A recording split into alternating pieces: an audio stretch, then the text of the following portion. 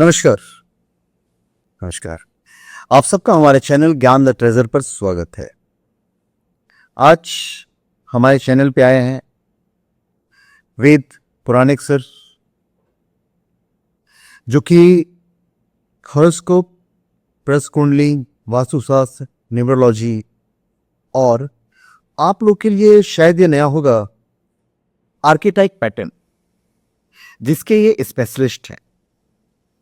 Tarot card reading, इन सब चीजों पे इन्होंने 28 वर्ष तक रिसर्च किया और प्रैक्टिस की है। और इनके जो क्लाइंट्स हैं वो ज़्यादातर इंडस्ट्रियलिस्ट हैं, फिल्म लाइन से रिलेटेड हैं, या फिर पॉलिटिशियंस हैं जिसके हम नाम डिस्क्लोज नहीं कर सकते हैं। तो आज इन सब के बारे में ये आपको बताएंगे। सर, ये कुंडली रीडिंग, टैरोट कार्ड रीडिंग, माम रीडिंग, एस्ट्रोलॉजी है, न्यूमरोलॉजी है, और फिर आपका ये आर्केटाइप पैटर्न, इन सब में क्या समानता है या क्या डिफरेंस है? पहले तो आप समानता बताइए कि इन सब में क्या समानता क्या है? अभी समानता एक उदाहरण हम लेते हैं। आर्केटाइप पैटर्न ऐसी बात है ना जो आपका प्लेजर पॉइंट बताता है आपके व्यक्तित्व का। ठीक है, अब प्लेजर पॉइंट का ये मतलब होता है कि आदमी किस चीज से एक्चुअल खुश होगा। पैटर्न इस तरह से होते हैं जैसे किसी भी महीने की 1 तारीख को जो लोग पैदा होते हैं, जिनका जन्म होता है, उनका पैटर्न होता है ईगल। किसी भी महीने की 2 तारीख को जो लोग जन्म लेते हैं उनका पैटर्न होता है ट्री ऑफ लाइफ। 3 तारीख को किसी भी महीने की जो जन्म लेते हैं वो डायमंड होते हैं, इनका पैटर्न। 4 तारीख को जो जन्म लेते हैं वो वुल्फ होते हैं। 5 तारीख को जो जन्म लेते हैं वो होते हैं फिनिक्स। 6 तारीख को जो जन्म लेते हैं उनका पैटर्न स्नेक होता है, सर्प। 7 तारीख को जन्म लेते हैं किसी भी महीने के, उनका पैटर्न होता है हॉर्स, ओड़ा। और 8 तारीख को किसी भी महीने के जन्म लेने वाले लोगों का पैटर्न होता है लायन। वापस 9 तारीख जब आती है, 9 वापस ईगल होता है। ऐसे 30 तारकों के 30 अलग अलग पैटर्न्स होते हैं। तो हम ऐसा कह सकते हैं कि इस पूरे वर्ल्ड में 8 तरह के लोग हैं, 8 पैटर्न है। हम लोगों को डिवाइड कर सकते हैं उनकी साइकोलॉजी को 8 पैटर्न्स में, जो मैंने अभी अभी आपको बताए। अब समानता ये देखी जा सकती है इसमें कि ईगल का जो पैटर्न होता है वो मेष राशि से काफी मिलता जुलता है। ईगल का जो पैटर्न है वो मंगल से, ग्रह से काफी मिलता जुलता है। ईगल का जो पैटर्न है वो टैरो के मैजिशियन कार्ड से काफी मिलता जुलता है। ईगल का जो पैटर्न है उसकी वास्तु की दिशा रवि या भारतीय वास्तुशास्त्र में जो गरुड़ और उसके बारे में बताया गया है, उन स्थानों के बारे में, उससे वो मैच करती है। तो न्यूमरोलॉजी में 1 नंबर ईगल के पैटर्न से मैच करता है। तो आप देखेंगे कि अगर आपका बेस एकदम करेक्ट है ना, पक्का है, तो आपको वो बुनियाद अगर आपकी पक्की है तो कोई भी ब्रांच हो उसमें आपको कनेक्शन दिखाई देता है। अच्छा, तो पैटर्न हमारे 8 हुए, पर जो राशियां वो है 12। बराबर है। अभी राशियों का जो अभ्यास है, ठीक है ना, ये अलग अलग स्कूल ऑफ थॉट्स है, समझ रहे। उसमें से एक हमने समान पॉइंट निकाला, ठीक है। तो कुंडली का अभ्यास देखिए, मैं कुंडली किस लिए देखता हूं मैं आपको बताता हूं। Kundli, this is MRI report of our astral body. मैं आपको बताता हूं, हमारे सूक्ष्म शरीर का वो एमआरआई रिपोर्ट है। यहां पे मेष राशि आती है, यहां पे वृषभ आती है, यहां पे मिथुन आती है। ऐसा करते करते हम नीचे जाएंगे तो जो हमारे पांव है वहां पे मीन राशि आती है। तो ये कहीं ना कहीं हमारे शरीर से कनेक्टेड है, सही बात है ना। तो ये हमारे सूक्ष्म शरीर से कनेक्टेड है, ठीक है। और वहां पे ये राशियां है, इसका मतलब सूर्य चंद्र भी हमारे शरीर पे ही कहीं, ये हमारे एस्ट्रल बॉडी पे कहीं में होनी चाहिए। और मैं आपको बताता हूं ना कि ये सारे लेबल्स है, हमें कुछ सब में नहीं जाना चाहिए कि सबकॉन्शियस माइंड, उसके बाद में अंतर, फिर आपका ऑरा, फिर सूक्ष्म शरीर वो कहाँ पे है। ये इस सबको मैं एक ही वर्ड आपको बताता हूं, 4th डायमेंशन। ये चौथे डायमेंशन की लैंग्वेजेस हैं।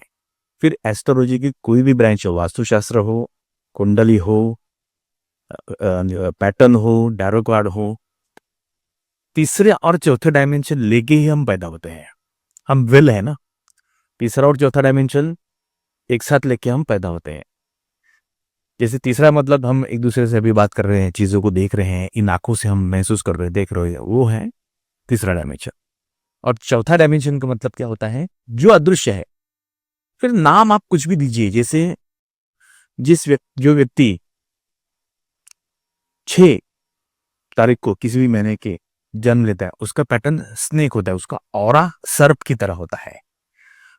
अब यहाँ पे ऑरा शब्द लेबल को इतना महत्व मत दीजिए, ये चौथे डायमेंशन की भाषा है। अब यहाँ पे उस सांप की बात नहीं हो रही है, जो प्राणी है उसकी बात नहीं हो रही है, यहां बात हो रही है, हम हर मंदिर में आपको स्नेक दिखाई देगा।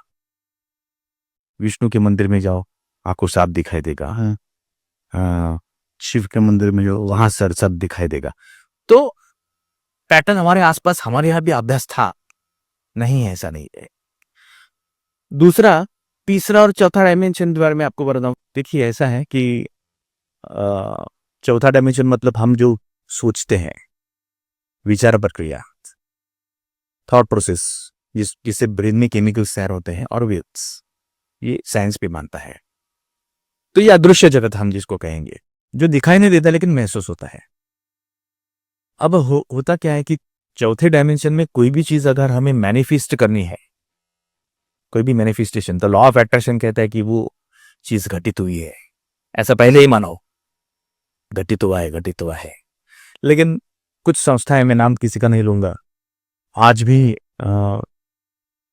1 लाख लोग रोज मतलब लॉ ऑफ अट्रैक्शन का अभ्यास करते हैं। ये इस तरह से अभ्यास करते हैं कि वो घटना घटित हुई है, मर्सिडीज आई हुई है। लेकिन सबके साथ ये होता है क्या, आपको भी मालूम है? नहीं होता ना। उसका रीजन ये होता है, हम तीसरे डायमेंशन में हमने जन्म लिया है ना, तो एक विशेष पैटर्न देके हम पैदा हुए हैं। उसे जब तक हम नहीं जानते ना, हमारा मैनिफेस्टेशन तेजी से नहीं होगा। हम एक पाठशाला में हैं। मृत्यु के बाद में हम जाते हैं चौथे डायमेंशन में, जहां पे शरीर नहीं होता। आप समझ रहे हो? अब एक रहस्य मैं आपको बताता हूं।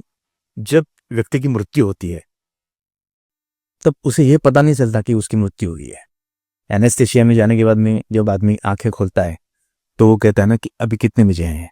अगर रात को 8 बजे उसे एनेस्थेशिया दिया होगा और सुबह वो अगर उससे बाहर आया, तो हम बताएंगे सुबह के 8 बजे। तो फिर बीच वाले 12 घंटे वो कहाँ था?